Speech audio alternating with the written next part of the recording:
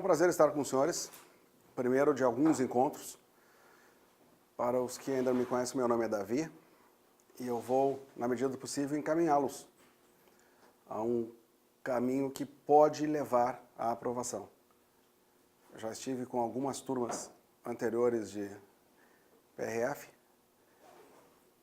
e aqueles que foram aprovados deixaram coisas e pessoas pelo meio do caminho. São escolhas a serem feitas. Os senhores estão vindo buscar uma informação mínima e precisam ter a noção, a consciência que precisam fazer muito mais fora dessa sala. E todos os dias. De uma forma constante, de uma forma estável. O conhecimento se constrói de forma constante, todos os dias. Não precisa me responder, mas deixa eu te perguntar, quanto tempo você já estudou hoje? E ontem, você estudou além dessa aula ou não? É isso, eu já sei a resposta. Já sei. E você está esperando o que para começar? Acha, honestamente, que quando sai edital tudo muda? Tudo muda. Marcou a prova, daqui a 40 dias, 50 dias, 60 dias, tudo muda? Não. O que muda é a pressão maior ainda. E ninguém se prepara em curtíssimo tempo para o concurso que tu queres. É um concurso difícil, duro, mas apaixonante a carreira. Quem quer uma carreira policial é naturalmente diferenciado. Tem algo de diferente. Tem uma vontade de fazer a diferença. Eu fui policial civil 17 anos. E instrutor da Academia de Polícia Civil durante pelo menos uns 10, 12 anos. Então eu sei bem o que tu queres. E sei bem o que tu vai encontrar depois lá. Desde a formação, que vai ser apaixonante, depois pela carreira, que é sensacional. Duas carreiras maravilhosas, da Polícia Federal e da Polícia Rodoviária Federal, com características e peculiaridades diferentes. As provas também têm algumas características diferentes. E nós vamos procurar ser o mais aprofundados possível. Eu prefiro te entregar o mais, e quando chegares na hora da prova sobrar, do que fazer aquela coisinha leve, de preferência engraçada, e depois chegar na hora da prova, você sentir deficiência. O meu melhor cartão de visitas é a quantidade de aprovação das pessoas que me cercam em concursos diversos. Promotor, juiz, defensor, inspetor, escrivão, capitão, PRF, diversos.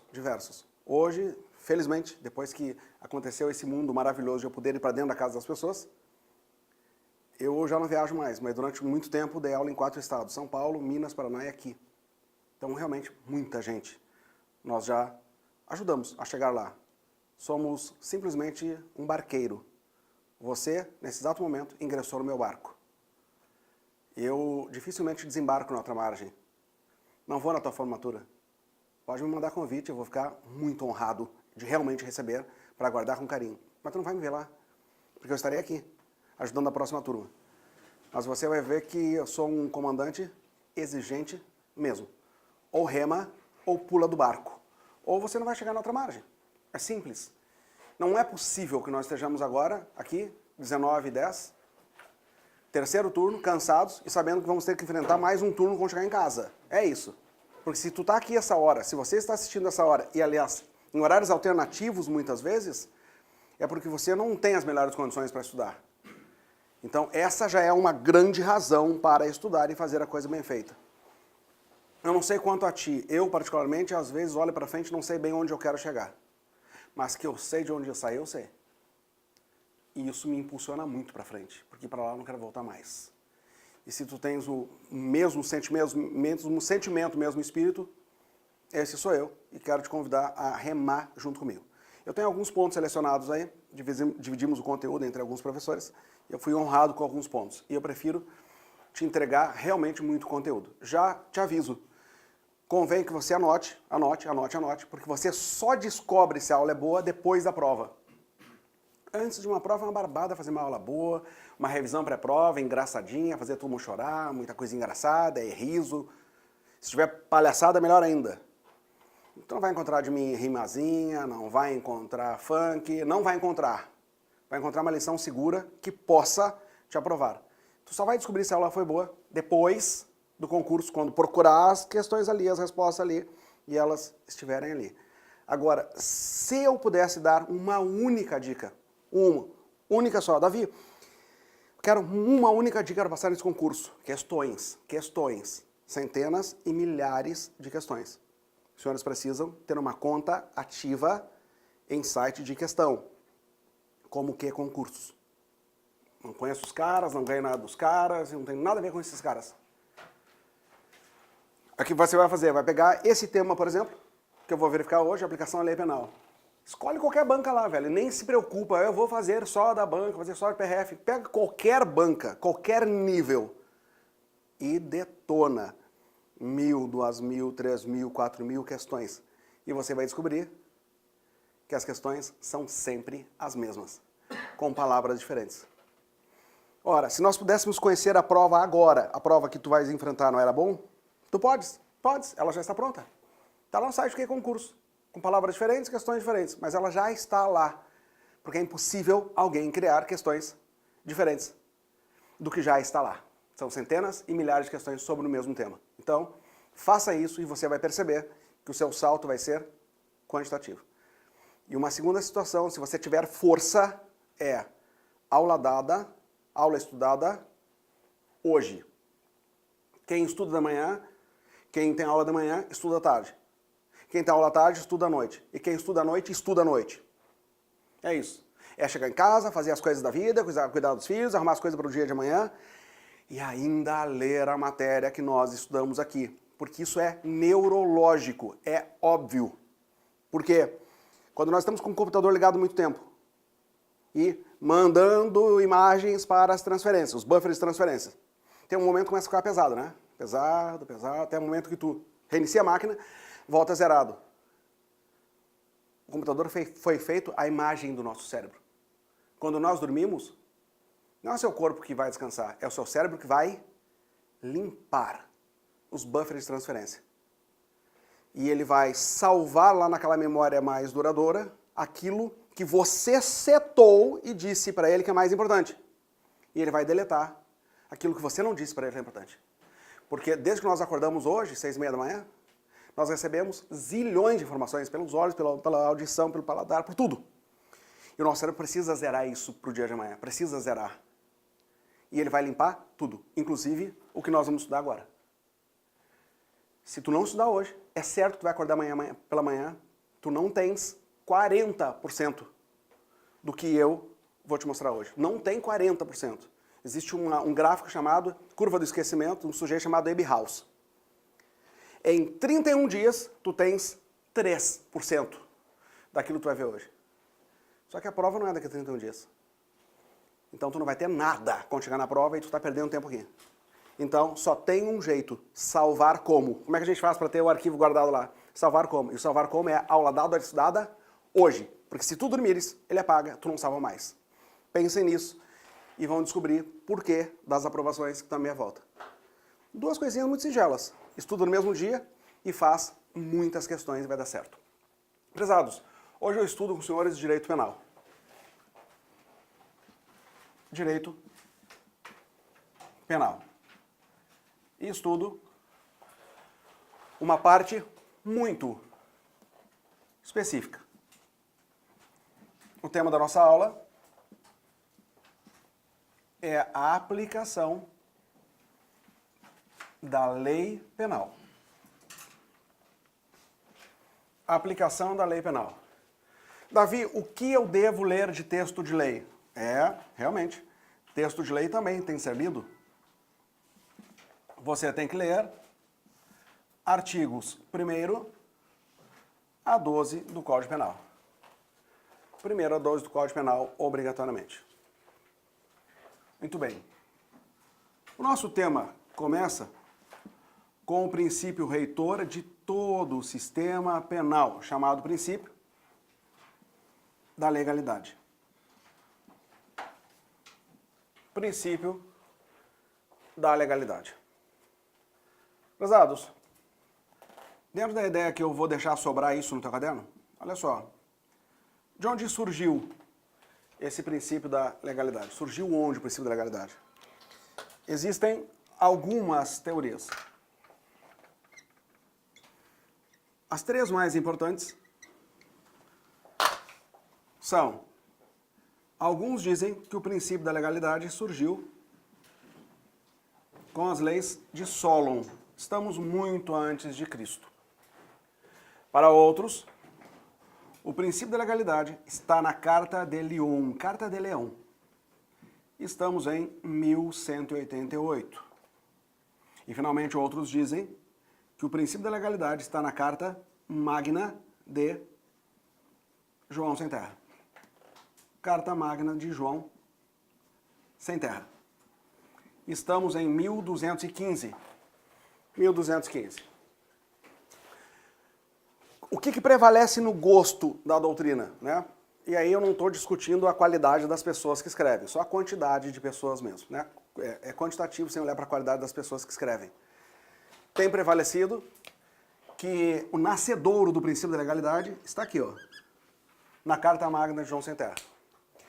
Nós estamos em 1215, no Reino Inglês, está no trono João, irmão de Ricardo, verdadeiro sucessor da coroa. Ricardo vai às cruzadas para ampliar o reino inglês e deixa no seu lugar o seu irmão João. Para sustentar uma guerra, é preciso dinheiro. E por isso há uma imposição consecutiva de carga tributária altíssima. Todos os dias as pessoas acordavam e encontravam a floresta Sherwood, lotada de cartazinho dizendo: você deve ao reino tanto. Os cobradores vão passar aí e se não pagar, vai ter tal pena. Essa historinha a gente vê, né, em vários filmes de Robin Hood, coisa e tal. Até que os barões ingleses se reuniram, porque num dos eventos Ricardo foi feito refém, e para pagar o resgate, aí um valor de alto vulto, e aí praticamente o reino inglês vai à bancarrota. Os barões ingleses se reúnem, escrevem uma carta. Vamos escrever uma carta para entregar para o João. Escreveram uma carta, e lá no item 39, tem alguma disposição que dizia: antes de tu ficar criando imposto, criando crime, criando coisa aí para nos ferrar, nós vamos sentar e conversar. Tu primeiro vai conversar conosco. Não pode sair coelho da cartola. E entregaram a João. Então, alguns apontam que o nascedor do princípio da legalidade está lá, nesse dispositivo, na Carta Magna de João Sem Terra. Muito bem. E aqui no Brasil? A legislação brasileira. Ele esteve presente em todas as constituições brasileiras? Legislação brasileira. Que legislação tu vai examinar, Davi? Eu vou examinar as constituições todas e todos os códigos que nós tivemos. Códigos penais. Desse lado, eu te mostro as constituições brasileiras. E do lado de lá, os códigos penais. Portugueses e espanhóis, quando aqui desembarcaram, eu tenho algum professor de história a bordo desta nave para me ajudar a mentir? Portugueses e espanhóis, quando aqui desembarcaram, nossos livros até hoje continuam ensinando às crianças e a nós mesmos que teve o descobrimento do Brasil em 1500. Descobrimento. Uma cara de pau escrever uma coisa dessa. O Brasil não foi descoberto, tinha gente que morava aqui e era dono desse negócio. Teve saque, teve estupro, teve genocídio, teve movimentos que nós estudamos lá, para passar na casa papagaiada lá, de entradas e bandeiras, lembra? E ficávamos louvando Quincas Borba, por exemplo. Num daqueles movimentos, uma daquelas movimentações de entradas e bandeiras, morreram 33 mil índios. Você continua dizendo que é descobrimento? Isso é genocídio. Quando eles chegaram aqui, eles tinham as suas ordenações. Afonsinas, depois Manuelinas, depois Filipinas. Até que tivemos uma legislação essencialmente brasileira. Agora eu te pergunto, e agora é prova de direito constitucional que nós vamos ganhar uma questãozinha aqui. Qual foi a primeira Constituição brasileira? Se você tiver que fazer uma lista das constituições brasileiras, sabe fazer? Qual foi a primeira Constituição brasileira? 1824. Essa foi a primeira Constituição brasileira, Constituição do Império. E depois? 1891. Depois? 1934. Depois? 1937. Depois? 1946. Se a gente se não se concentrar, perde alguma coisa no meio do caminho, né? Tanta Constituição que nós tivemos. E depois de 46? 1967. Depois tem uma discussão se aquela de 69 se era a Constituição, se era a emenda, o que era aquilo final. Até que nós chegamos nessa que está na tua mão hoje. 1988. Aqui está a lista das Constituições brasileiras. E os Códigos Penais? O primeiro foi de 1830, ainda estávamos no Império, portanto. O segundo, 1890, já estávamos na República. Lembra? 1889, a República. E o último código? O último está em 1941. Eu faço questão de botar exatamente naquele gomo lá, ó, para que você entenda. Esse código está na nossa mão hoje, quando que foi criado? Em 41, na vigência da Constituição de 37. E a Constituição de 37 tem uma peculiaridade. Nós estávamos em um momento político especial no Brasil. Me diga como é que era o nome desse momento político do Brasil em 37. Estado Novo. Quem era o nosso presidente do Estado Novo? Getúlio Vargas, da Era Vargas, segundo estágio da Era Vargas. Essa Constituição de 37 foi outorgada ou promulgada? Toda vez que a goela abaixo, outorgada. Beleza, então uma Constituição dura, E o nosso código foi concebido lá. Por isso que às vezes tem alguns crimes ali que a gente pensa, mas que baboseira esse troço que tem no Código Penal. Mas é claro, velho, estava naquela época lá que nós tínhamos um estado policial. Tinha que penalizar tudo e todos. Então, tudo certo. Nunca que esse código consegue dialogar com a Constituição de 88, que é chamada Constituição Cidadã. A pergunta é, será que o princípio da legalidade esteve ausente de algumas dessas constituições? De algum daqueles códigos? Ou esteve sempre presente nas constituições brasileiras e nos códigos? Aqui eu coloco uma observação para ti. Isso vai ficar aí, para que tu vá copiando, mas venham comigo, observação. O princípio da legalidade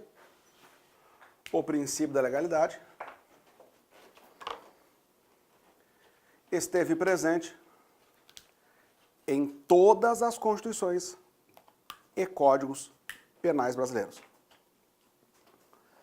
O princípio da legalidade esteve presente em todas as constituições e códigos penais brasileiros.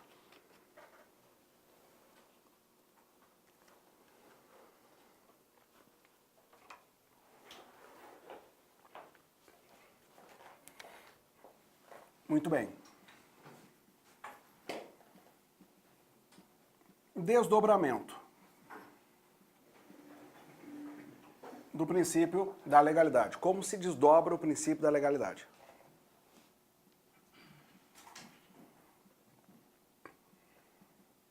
O primeiro desdobramento se dá com a reserva legal. Reserva legal. Nessa aula de hoje, eu não tenho como evitar algumas expressões em latim, mas elas são singelas. E rapidamente nós somos donos delas.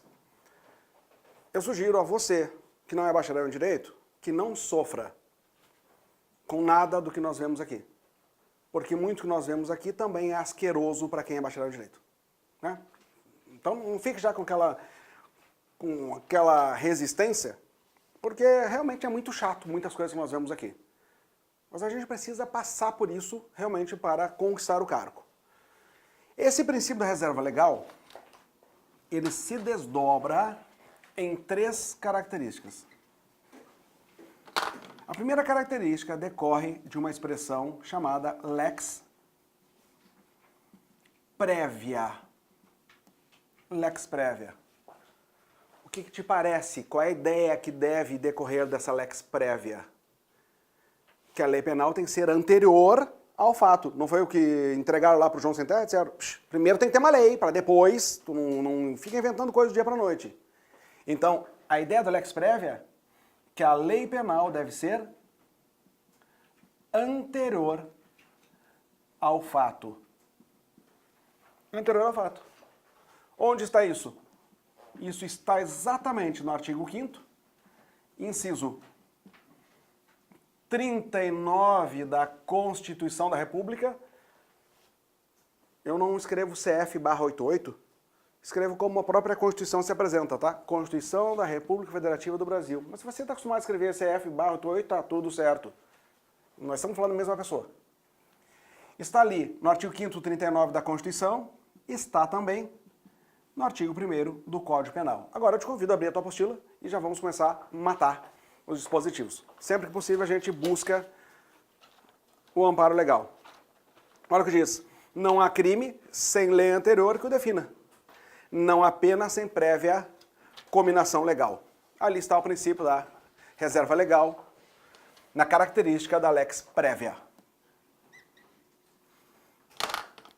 A segunda característica é da lex scripta. É exatamente o que tu está pensando, lei escrita. Lei escrita.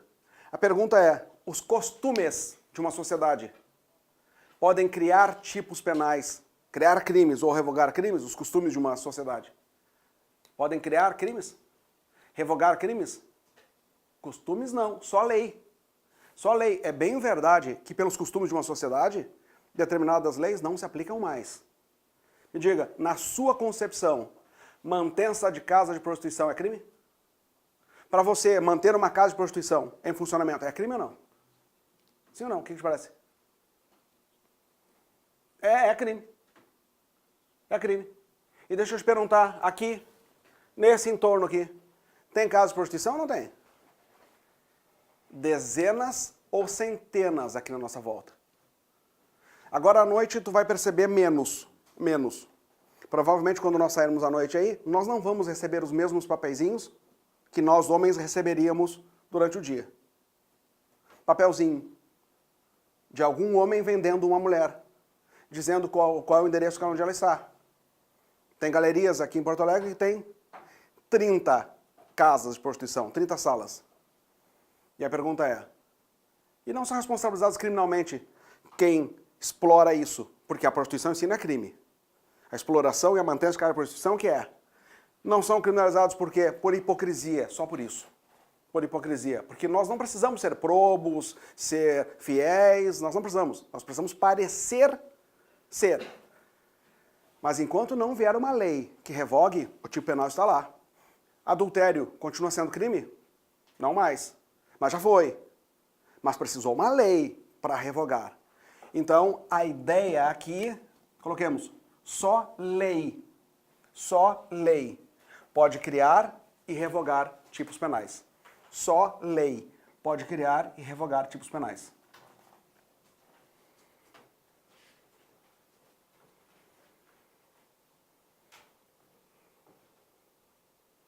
Só lei pode criar e revogar tipos penais. Vírgula, não se admitindo os costumes,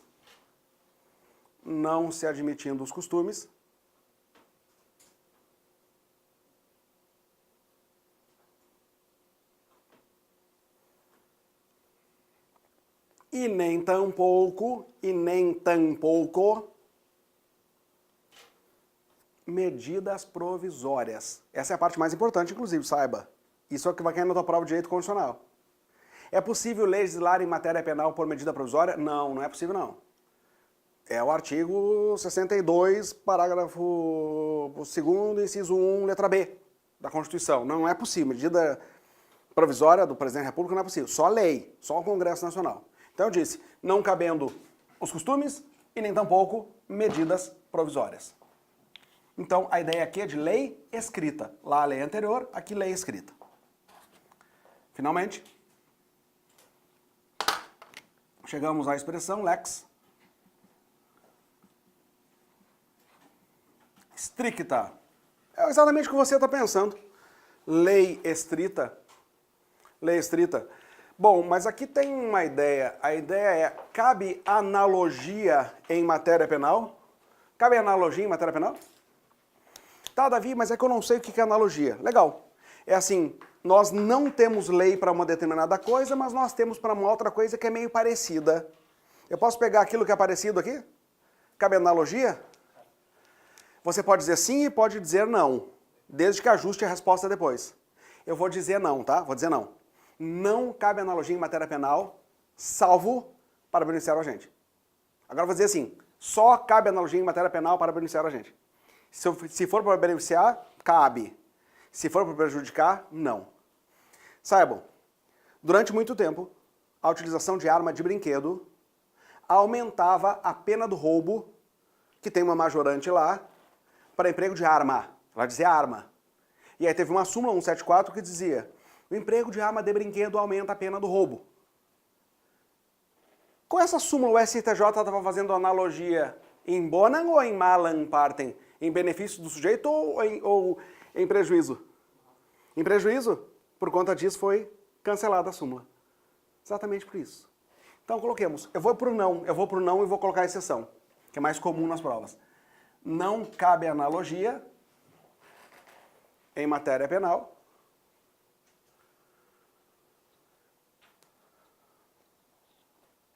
salvo em benefício do agente. Não cabe analogia em matéria penal, salvo em benefício do agente.